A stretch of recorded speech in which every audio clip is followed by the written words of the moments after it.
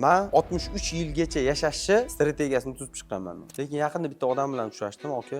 Qadriyat zo'r, farzand tarbiyalari zo'r. Savol berdim. Bu muvaffaqiyat siri qanaqa? Men 63 yilgacha yashashni strategiyasini tuzib chiqqanman. Misol uchun, mana hozir yoshim 50 da. Yana taxminan bir 13 yil umrim qoldi deb hisoblayman.